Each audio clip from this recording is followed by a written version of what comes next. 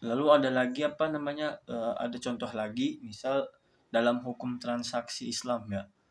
Eh, seseorang itu seseorang yang ingin menjual tanah misalkan ya, itu wajib menawarkan terlebih dahulu kepada tetangga terdekatnya yang berbatasan langsung sebelum menjualnya kepada pihak asing. Nah, jadi hal ini itu bertujuan untuk mencegah potensi ketidaknyamanan atau dampak buruk yang mungkin bakal dibawa oleh pemilik baru terhadap tetangga sekitarnya, tetangga lamanya gitu.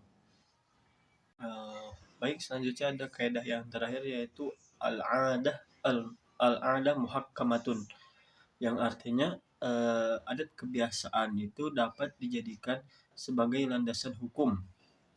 Nah, jadi eh, kaidah ini menunjukkan bahwa Islam itu mengakui budaya dan kearifan lokal.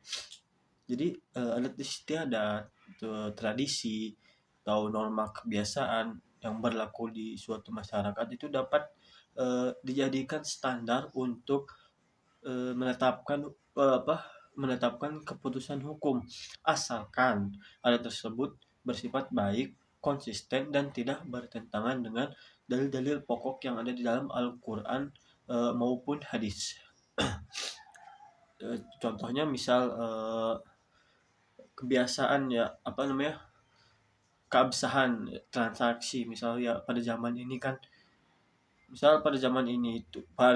klasik ya, pada zaman dulu itu jual beli dinilai sah apabila terdapat ucapan ijab dan kabulnya secara lisan.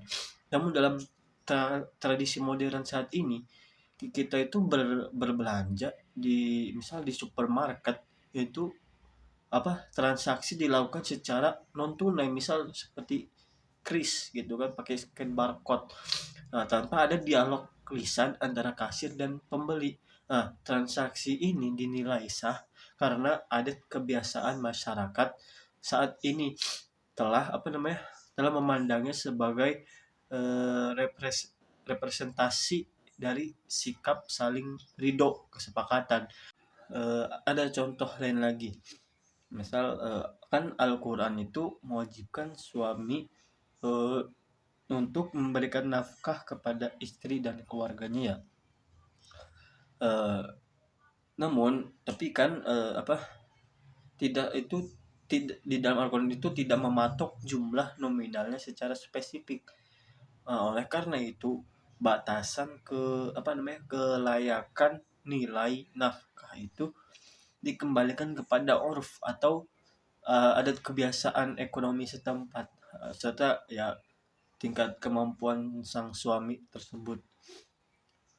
Ada contoh lagi, misal seseorang yang menyewa sebuah bangunan dengan berkewajiban untuk merawat properti tersebut. Nah, jika di dalam kontrak tidak tertulis larangan merusak properti, namun penyewa itu mengembalikan rumah dalam kondisi rusak parah. Nah, secara adat dan hukum Islam, ia wajib membayar ganti rugi karena merusak fasilitas, bertentangan dengan adat kesopanan sewa menyewa. Baik, dari seluruh pemaparan panjang yang telah saya sampaikan tadi, mulai dari akar kata dan definisi qaidul fikih, perjalanan sejarahnya yang luar biasa dari zaman Rasulullah SAW hingga pembukuan undang-undang modern sampai kepada bedah tuntas 5 kaidah pokok hukum Islam, ada satu kesimpulan besar yang dapat kita petik bersama. Kesimpulan tersebut adalah bahwa syariat Islam yang dibawa oleh Rasulullah SAW merupakan syariat yang sangat indah, adil, fleksibel, dan universal. Kodul fikih ini hadir bukan sekadar sebagai teori di atas kertas atau mata kuliah yang harus kita hafalkan demi nilai semata. Lebih dari itu, ilmu ini adalah kompas, panduan, sekaligus bukti nyata bahwa hukum Islam itu senantiasa relevan di setiap waktu di setiap tempat dan mampu menjawab segala tantangan perkembangan zaman sampai hari kiamat nanti. Solihun likulli zamanin wa makan. Sebagai mahasiswa, mempelajari qaidul fikih itu membuka cakrawala berpikir kita agar tidak menjadi pribadi yang kaku atau ekstrim dalam memandang suatu perbedaan hukum fikih di masyarakat.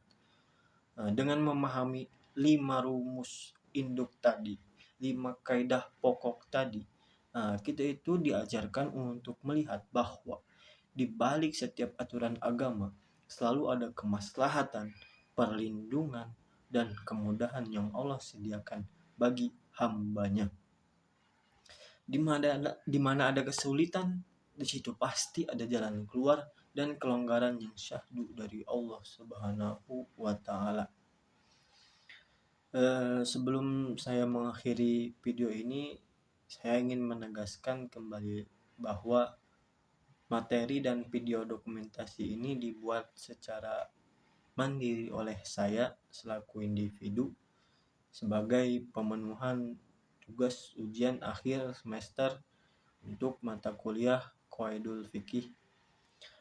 Saya juga ingin menyampaikan rasa syukur dan apresiasi yang setinggi-tingginya kepada dosen pengampu mata kuliah kita ini yang terhormat Bapak Ishak Suryo Nugroho MSI.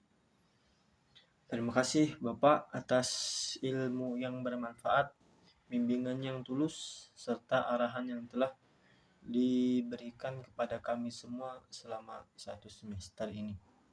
Semoga ilmu yang kami terima dapat menjadi amal jariah bagi Bapak dan membawa berkah bagi masa depan kami.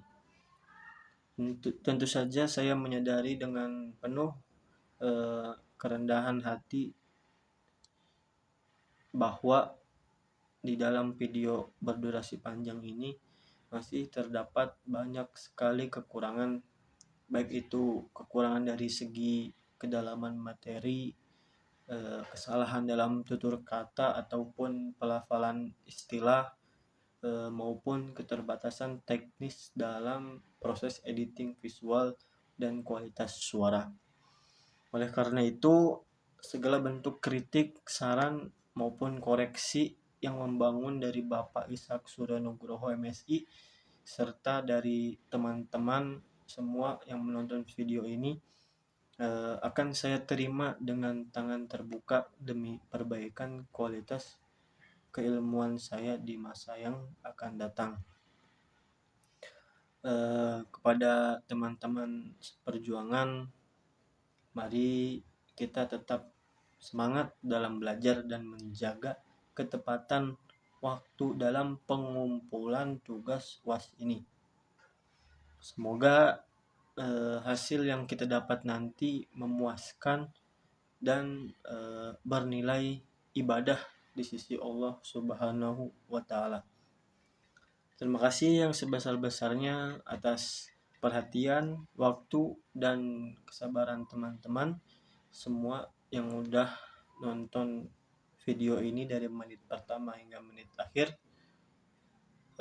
Mungkin cukup sekian dari saya. Wabillahi taufiq wal hidayah wal inayah wal afu minkum. Wassalamualaikum warahmatullahi wabarakatuh.